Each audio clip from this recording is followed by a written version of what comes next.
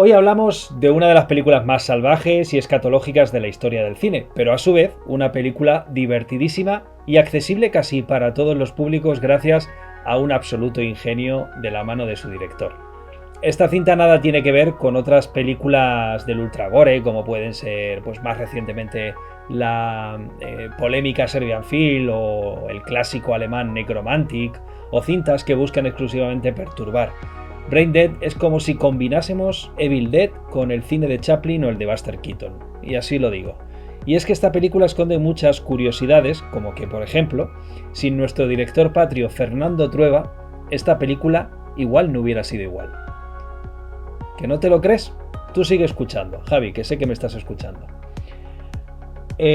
Antes de ganar el Oscar con El Señor de los Anillos, Peter Jackson era básicamente un friki del gore y lo escatológico que venía de hacer dos películas clave. Bad Taste, o Mal Gusto como se conoció aquí en España, de 1987, el año que nací. El año que nací fue el año del mal gusto, por lo que sea. Y Meet the Feebles, o El delirante mundo de los Feebles, como se lo conoció aquí en España, del 89. Una película, por cierto, El delirante mundo de los Feebles, que os recomiendo muchísimo. Si os ha gustado un poquito Brain Dead, esta película es una maravilla. Pero con Brain Dead quiso dar un salto, pues mucho más presupuesto, más ambición y muchos más excesos. Y lo consiguió, la película se convirtió en su carta de presentación a Hollywood. De hecho, después de esta película vino Criaturas Celestiales, una película que nada tiene que ver con esta trilogía original que hizo, una maravilla de película y una de las, si no recuerdo mal, la primera película que protagonizó Kate Winslet, una delicia de película. El presupuesto de la peli fueron $3 millones, 3 millones que consiguió pues, con amigos, con algún que otro inversor y con las ganancias que tuvo con su película anterior, El delirante mundo de los Feebles. La taquilla en los cines fue bastante discreta, pero donde realmente explotó la peli fue en los videoclubs. En los 90 fue un bombazo en el alquiler y el VHS y se convirtió en película de culto gracias al boca a boca de la gente que la veía y se lo pasaba pues muy bien. La escena de la podadora del final de la película, bueno, pues entre esta y el resto de escenas que tiene la película siempre se ha contado que Brain Dead o Tu madre se ha comido a mi perro es la película más sangrienta de la historia del cine objetivamente, al punto de que es la película donde más litros de sangre artificial se han llegado a utilizar. De hecho, llegó a estar en el libro récord de los Guinness por esto mismo. Pero eso era antes, hoy en día ya no lo es. De hecho, mucha gente cuando se da este dato dice, y una de las películas que se le vienen a la cabeza es, no, pero si en El Resplandor hay una escena en la que literalmente sale sangre a borbotones de un ascensor y se inunda toda una sala. Bueno, el problema que tenemos con esa escena es que era una maqueta y por lo tanto no se utilizaron tantos litros de sangre como si se utilizaron en Brain Dead.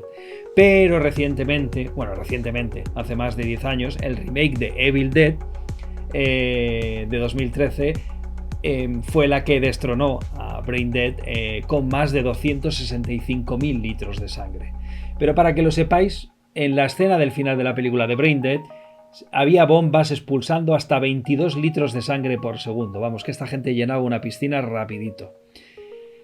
El rodaje, debido a esto, fue bastante infernal. La sangre falsa se creó con jarabe, colorantes y productos químicos. El problema de todo esto es que con los focos en el set de rodaje, pues la cosa empezaba a oler bastante mal. Y los actores pasaban días enteros empapados en esta mierda, con perdón.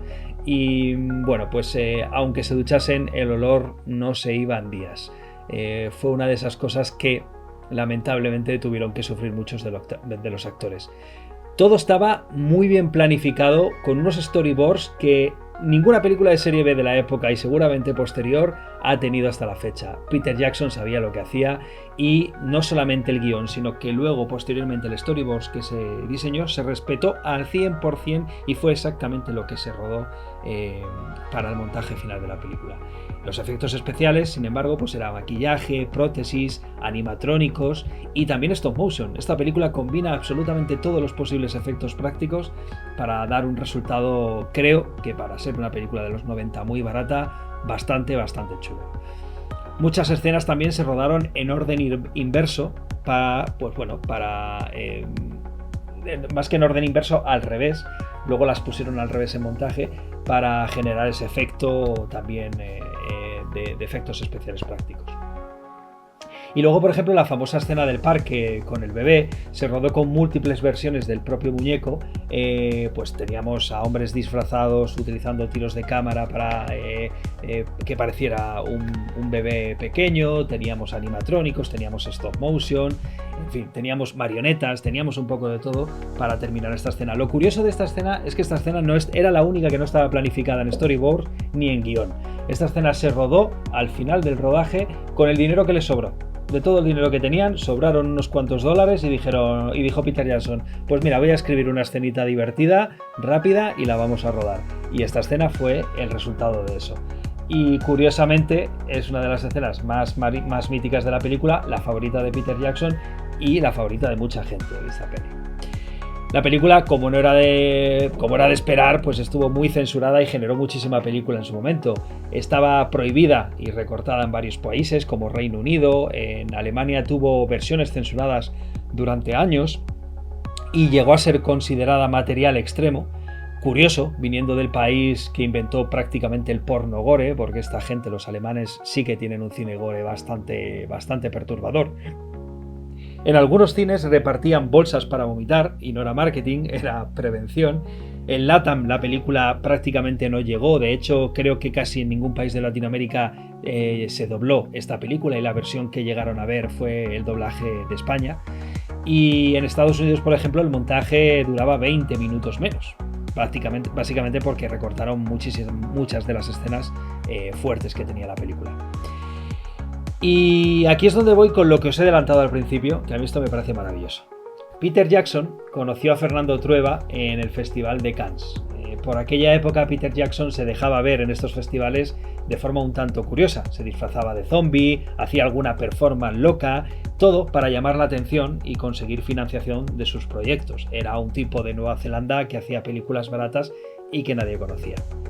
Pero un joven Fernando Trueba había visto la primera película de Peter Jackson, Bad Taste, Mal Gusto, Bad Taste, y le encantó.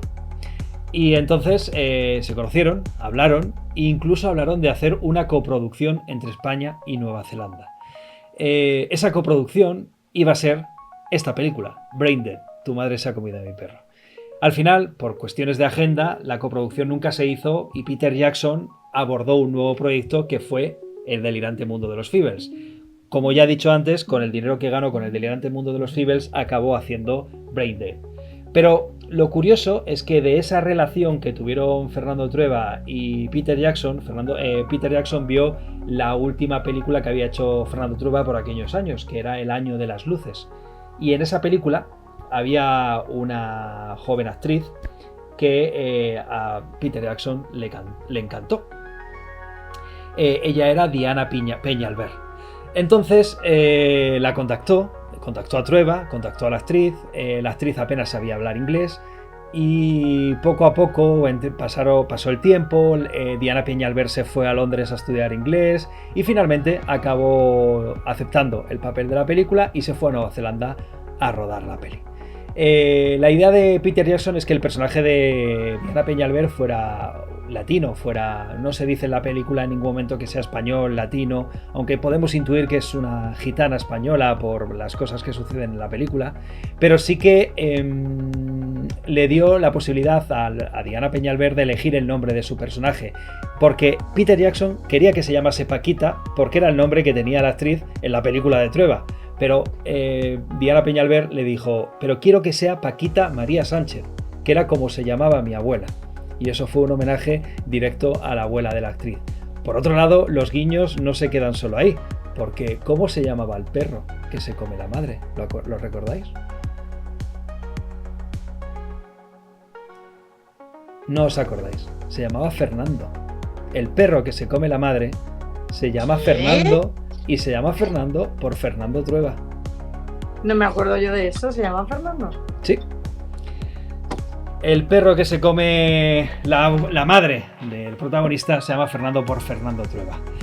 Y luego ya está el último guiño que hizo Peter Jackson al público español, y es que cuando la película llega a España, la distribuidora no tenía muy claro qué título ponerle. La película de Estados Unidos tuvo un nombre diferente, y aquí lo de Brain Dead y traducirlo literal, muerte cerebral, pues como que no quedaba muy bien. Y fue Diana Peñalver la que le propuso a Peter Jackson, la distribuidora, que la película se llamara con la mítica frase que ella dice a mitad de película: tu madre se ha comido a mi perro. Les encantó y así se quedó. Aunque sí es verdad que la película siempre se llamó Brain Dead, tu madre se ha comido a mi perro. Aunque bueno, el título de tu madre se ha comido a mi perro siempre será divertidísimo. El estreno en España, pues bueno, fue bastante ridículo. Las salas de cines no tuvieron promoción, no tuvo campaña, no hubo evento, pero fue la propia actriz la que tuvo que mover contactos para llenar algunas salas, y luego ya, cuando llegó el VHS, la película se convirtió en un clásico y bueno, pues a día de hoy es sin duda una película de culto. Por otro lado, otra curiosidad que a mí me encanta es sobre el mono rata de la isla de Sumatra, que sale al principio de la película. Si recordáis, los subtítulos que salen al principio de la película dice que estamos en la isla Calavera. ¿No sonará la isla Calavera de algo? King Kong. King Kong, ¿no? Correcto, la isla Calavera es la isla de King Kong. Y bueno, pues esto puede ser un mero homenaje de Peter Jackson a una de sus películas favoritas, que es King Kong. Bueno, pues ya nos están diciendo que ese mono rata que si te muerde te convierte en zombie es un mono rata que vive en la misma isla de King Kong. Pero es que Peter Jackson años más tarde haría el remake de King Kong. ¿Y a que no sabéis quién sale en el remake de King Kong? Efectivamente, el mono rata. Y es que en uno de los barcos, el barco que está llevando a King Kong a Nueva York, hay unas cajas de los pasajeros, y entre todas esas cajas está la caja con el cartelito de mono rata de Sumatra. Por lo tanto, Peter Jackson nos está diciendo que en el mismo barco que llega King Kong a Nueva York, llega el mono rata también. Esto es maravilloso. Es metacine y un auto-homenaje que se hizo Peter Jackson en el remake de King Kong a sus inicios cinematográficos. Y bueno, gracias a Brain Dead, Jackson ganó reputación internacional, demostró que podría manejar producciones un poquito más grandes de lo que había estado haciendo hasta ahora, y Hollywood empezó a fijarse en él, gracias a una planificación exhaustiva de una película compleja de rodar con un reducidísimo presupuesto. Y pocos años después, pues vendría Heavenly Creatures, la que he mencionado hace un momento con Kate Winslet. También vendría ese maravilloso documental que, por cierto, vimos hace poco en el cumpleaños de nuestro querido Diego, La verdadera historia del cine, ese falso documental que es maravilloso. Y por último, Agárrame esos fantasmas con Michael J. Fox, para mí también una delicia de película, y como no, posteriormente ya El Señor de los Anillos, lo que convertiría a Peter Jackson en uno de los directores y sobre todo productores más relevantes del siglo XXI. Brain Dead no fue solo una película gore, fue una declaración de intenciones, un director desconocido demostrando que se podía hacer cine salvaje, creativo y completamente desatado. No arrasó en cines, pero conquistó los videoclubs, el boca a boca y a toda una generación. Durante años fue la película más sangrienta jamás rodada, y aunque hoy ya no tenga ese récord, sigue teniendo algo mucho más difícil: ser inolvidablemente asquerosa y aún así ofrecer una deliciosa comedia como nunca antes se ha visto. Y es que Peter Jackson llegó a decir tras el rodaje de Brain Dead que si en algún momento se hiciera una película más gore que Brain Dead, no volvería a rodar cine gore. Perdón, lo he dicho mal. Peter Jackson llegó a decir tras el rodaje que no cree que se hiciera ninguna película tan gore como la suya, y que en el momento que se hiciera, él volvería a rodar una nueva película gore. Por lo tanto, ya que la han destronado en esto de la película más sangrienta de la historia, igual Peter Jackson le da por volver a esto de hacer películas así desagradables. Pero bueno, ahí os lo dejo. ¿Qué os parece esto de que sin Trueba la película no hubiera sido la misma? Porque al final sí que hay negocietes ahí, en Cannes y demás, ¿no? Que no sé si tengo claro que esto sigue existiendo a día de hoy. Pero bueno, es verdad que le debemos esto, ¿no? A Diana Payano. Bueno, algún motivo tenía que ir para que esa mujer se fuera a rodar a Nueva Zelanda. Para que Peter Jackson conociera a esta mujer, ya ves tú, pues a través de Cannes, a través de Trueba, efectivamente. Y sí, muchas veces en estos festivales se conocen directores internacionales, hablan entre ellos, surgen proyectos que nunca llegan a ningún sitio. Pero mira, ahí tenemos el homenaje de Peter Jackson a Fernando Trueba llamando Fernando al perro.